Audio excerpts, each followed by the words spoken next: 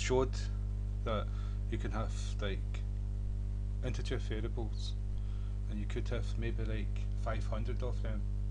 Each one would have to be declared independently, and each one would have to be assigned independently, and each one would have to have a different name. Now you can imagine that, keeping track of them would be difficult in your head.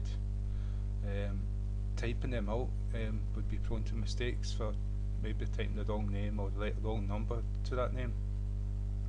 And then assigning values to an individual is quite complicated as well.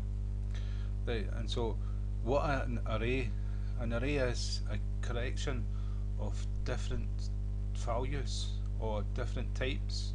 So if we've got integer, we put all the integers together in one collection, and they're grouped together as one, and that's called an array of that type. So what we've got there is an integer array,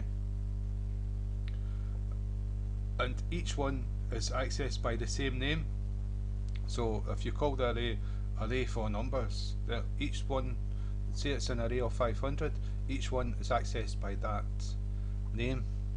But the square brackets, index brackets, you put a number, and the number accesses which element in that array you want to access. So if you've got 500 elements, right, and you want to access number 49 element, then you would type 48 in there actually, because an array starts at 0 and it ends 1 minus the number of arrays. So if I put 50 elements into an array, I'll have 0 to 49 index values, but I've got 50 elements. And it's because it doesn't start at 1, it starts at 0. And so when you access them, you always take 1 away. And so we'll come across that later on. You can see that we've got a for loop 0 to 5, so it goes 0 to 4. Well, if that was 1 to 6, if it was counting 1 to 5, in here we'd have to do minus 1. And so it would go from 0 to 4, but we don't have to do that because it started at 0 and it's only going to go to 4. Right, a string array is the exact same as an integer array, only what the type is different. It's of type string, not integer. And so I've created a string array in this class, and as you can see it's the exact same. I've demonstrated 5 different strings, 5 different values added to a string. I've demonstrated you can access them all individually within the index brackets and given them different names. I've commented it out like the last one, and showed you that you can assign all the values at once, and it's separated because it's string. It's not numbers anymore, it's double quotes with a string, and it's separated by commas, and it's inside braces, the group of code. And then I've used a for loop to print it to screen, and inside the for loop is num, which starts at 0 and goes to 5. And so if I run that program, I've created another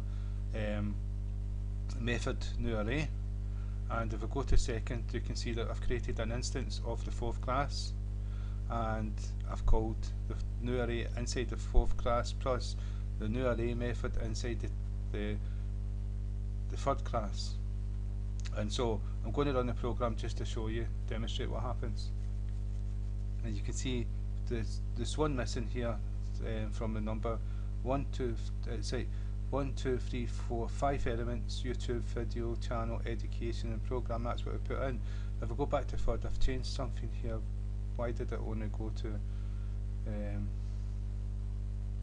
starts at 0, minus 5, increment, print out num? If not, I'm going to show you something. See how we've only got 38 there. If I scroll up to the top, it starts at 2, 2, 4, 38. That's silly me. Right, and so you can see I go down to the bottom because it went off the screen. And so that's me demonstrated the string array is the exact same as the for array. But what we can do, there's various things we can do with it. Let me think. we can, if we go back to the integer one, we can use how we've assigned these here all in one. We can assign them in a for loop. If we just use the name array, what's it called, array, yep, and equals. No, this is just like using an integer variable or a string variable. We just use its name we gave it. We don't use the brackets here, but we're going to use the brackets to assign individuals. And so equals, and what we're going to put inside here is num. So that's going to go 0 to 4, and inside here we're going to put a value 7777. Strange number, but there you go. And that's going to, each one of these elements is going to be assigned that in the for loop. So if we run the program, 777, if we scroll up you'll see the whole thing. There you go.